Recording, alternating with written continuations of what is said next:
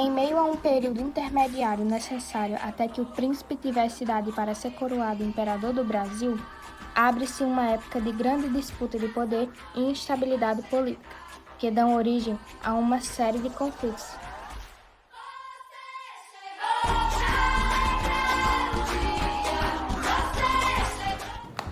Olá, sejam bem-vindos ao nosso documentário histórico. Aqui vamos falar um pouco das revoltas de escravos, acontecido no período regencial do Brasil.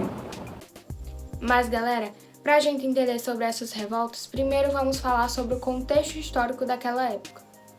O período regencial resultou diretamente da maneira como terminou o primeiro reinado, época em que o Brasil foi governado por Dom Pedro I. O primeiro reinado ficou marcado pelo autorismo do imperador e pelos crescentes confrontos entre brasileiros e portugueses. As tensões e as pressões existentes fizeram o imperador deixar o trono brasileiro em abril de 1831. O sucessor naturalmente seria seu filho, Dom Pedro II. Todavia, o príncipe do Brasil possuía apenas 5 anos e por lei não poderia ser coroado imperador do Brasil até que completasse 18 anos. Assim, a saída legal existente era de fazer um período de transição em que o país seria governado por regentes. A instabilidade deixada pela ausência de um governo forte e as péssimas condições de vida da população desencadeou em várias revoltas de diferentes povos pelo Brasil, incluindo as revoltas de escravos, as que vamos dar mais ênfase nesse documentário. As revoltas de escravos são parte importante da história social e política brasileira, legado vivo das lutas negras no país.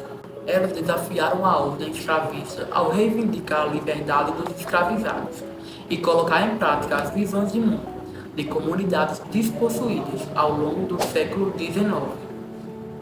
Lideradas por homens e mulheres africanos e ou nascidos no Brasil, os levantes não foram casos excepcionais, mas sim do cotidiano.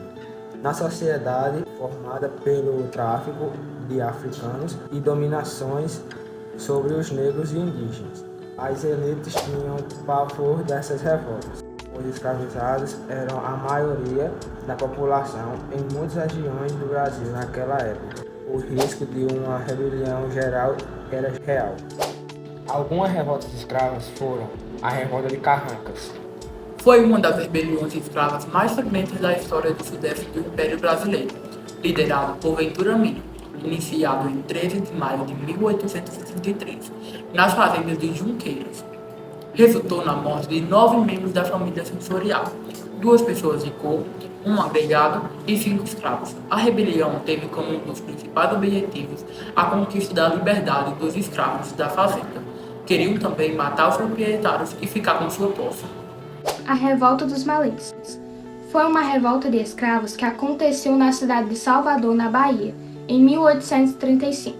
Essa foi a maior revolta de escravos da história do Brasil e mobilizou cerca de 600 escravos que marcharam nas ruas de Salvador, convocando outros escravos a se rebelarem contra a escravidão e a imposição do catolicismo. Mas por que do catolicismo? Porque eles tinham outra religião. Sim, a maioria deles eram muçulmanos. A Revolta de Manuel Congo. A revolta ocorreu em novembro de 1838 entre os escravos do capitão Mor Manuel Francisco Xavier, que foi preso e julgado ao final da revolta. O motivo do levante contra o fazendeiro teria tido origem após a morte do escravo Camilo Sapateiro pelo capataz de uma de suas fazendas. Diferentemente das outras, os demais escravos sobreviveram à repressão. Podemos observar que a quantidade de escravos que foram trazidos durante 3 séculos foi tão grande que a imagem do trabalhador escravo em nosso país associou-se com a cor de pele do africano. A escravidão foi e ainda é cruel e desumana em suas consequências. Mesmo passando mais de 130 anos da abolição, ainda são perceptíveis. A pobreza, violência e a discriminação que afetam os negros no Brasil são um reflexo direto de um país que normalizou o preconceito contra esse grupo e o deixou à margem da sociedade. I'm gonna stand up, take my people with